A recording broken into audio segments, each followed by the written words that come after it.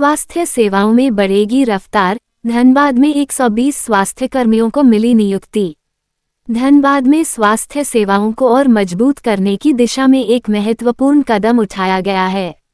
राष्ट्रीय स्वास्थ्य mission (NHM) के तहत संविदा आधारित नियुक्ति प्रक्रिया पूरी करते हुए विभिन्न 18 पदों पर 120 अभ्यर्थियों की नियुक्ति की गई है।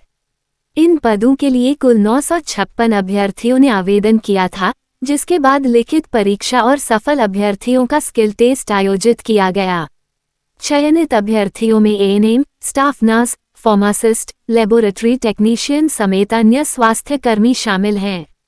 सदर अस्पताल धनबाद में आयोजित कार्यक्रम के दौरान उपायुक्त Aditya Ranjan, SSP Prabhat Kumar, civil surgeon doctor आलोक विश्वकर्मा सहित कई अधिकारी मौजूद रहे।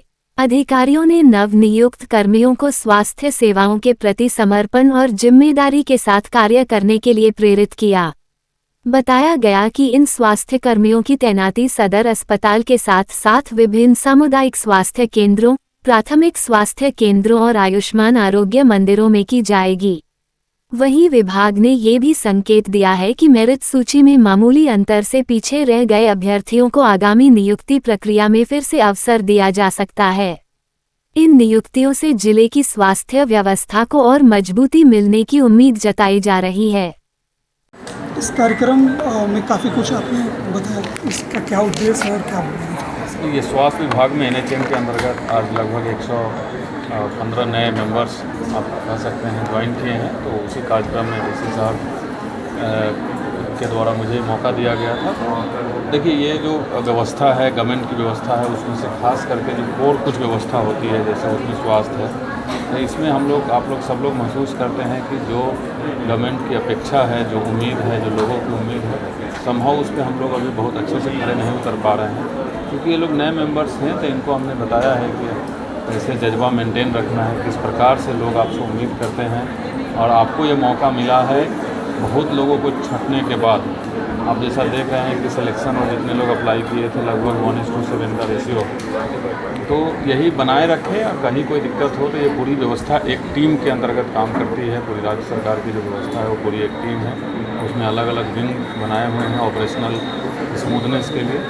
तो मैंने बस यही मोटिवेट किया लोगों को कि ये अपॉर्चुनिटी मिली है, इस अपॉर्चुनिटी को बढ़िया से फ़ायदा उठाते हुए लोगों की सेवा करना है। और ये एक महज नौकरी नहीं है, लोगों को सेवा करना है। और हम लोगों को इस प्रकार से मिलकर काम करना है कि जिस व्यवस्था के तहत हम लोग हैं, लोगों को उस व्यवस्था पर भरोसा बने, लोग भरोसा जताएं और लोग अब जो उनकी उम्मीद है उस पर हम लोग खरा उतरे और लोग इस व्यवस्था का लाभ भी उठाएं। गड़बड़ियाँ ना हो उसके लिए आप लोगों ने पहले भी कदम उठाया, अभी फिर बहाली होने जा रही है। नियुक्ति जो है वो किसी भी, हम लोगों की भी नियुक्ति हो या किसी की भी नियुक्ति हो, वो सबसे पहली चीज़ है। अगर उसी में गड़बड़ी हो जाती है तो पूरी करियर अगले 30-35 साल जितने दिन नौकरी कीजिएगा, तो शुरुआत बिल्कुल गड़बड़ी नहीं होनी चाहिए। ये बहुत ही महत्वपूर्ण चीज़ है, बहुत लोग इसको समझ नहीं पाते हैं। बट नौकरी की जो प्रक्रिया है उसको संचालन करना, ये I think most important work है। इससे इम्पोर्टेंट वर्क मुझे अभी तक कोई नहीं लगता है। उसमें किसी प्रकार की कोई गड़बड़ी नहीं होनी चाहिए, और उसमें जो गड़बड़ी करता है वो कोई भी सज़ा उसके लिए कम होनी चाहिए, क्योंकि हम नींव ही गड़बड़ रख दे रहे हैं और आगे फिर 30 साल तक उस गड़बड़ नींव पर ढोना है। तो हम लोग सबकी मंशा रहती है, DC साहब को भी आप देख रहे हैं, सुन रहे हैं। नियुक्ति में हम लोग बहुत ही वी आर वेरी स्ट्रिक्ट, वो सही होनी चाहिए। हेमंत सरकार की उपलब्धियाँ किस तरह से आप देख रहे हैं? नहीं, देखिए, हम लोग डिस्ट्रिक्ट लेवल पे काम कर रहे हैं और सारा सब काम राज्य सरकार के जो नीतियाँ हैं उन्हीं के निर्देशन के और उन्हीं की मंशा के अनुरूप होता है।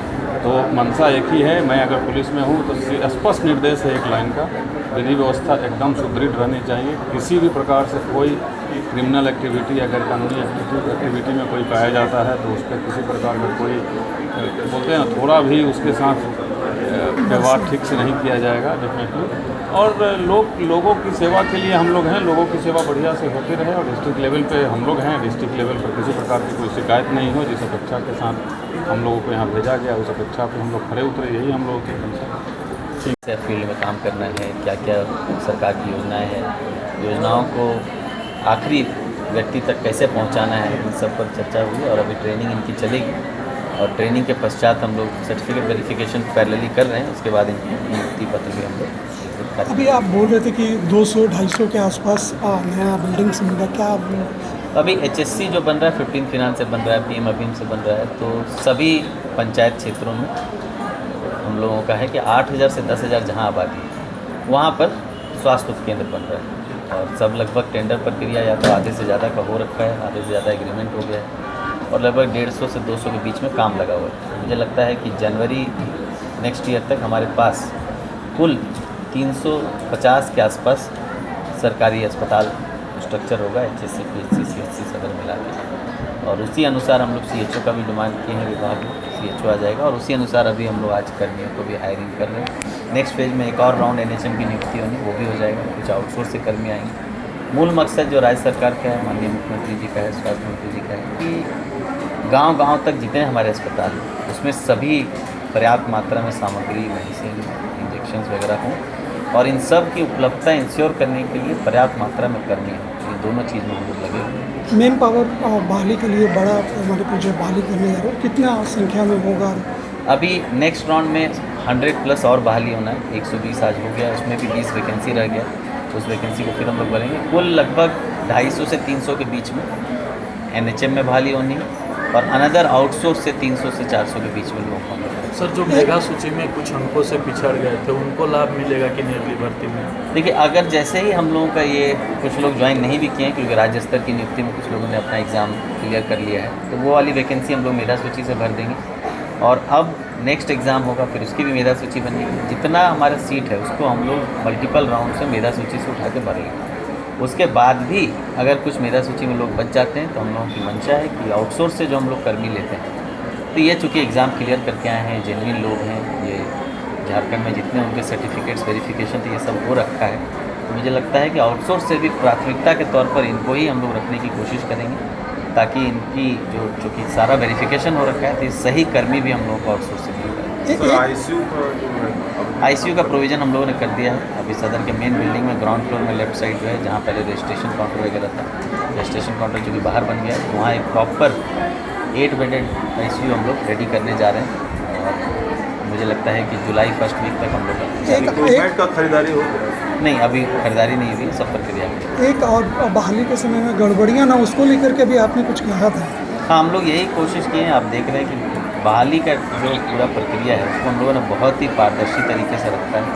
इनफैक्ट बीच में कुछ शिकायत फ़ोन कॉल करके लोगों को जो बोलते हैं साइबर फ्रॉड करने की कोशिश की गई, उसकी भी सूचना हम लोगों ने दी। उसमें पुलिस ने बहुत तत्काल कार्रवाई करके उसका फ़ोन नंबर ट्रेस किया। वो बिहार के किसी नवादा डिस्ट्रिक्ट के किसी लड़के का नंबर था, उसको हम लोग ट्रेस भी किए।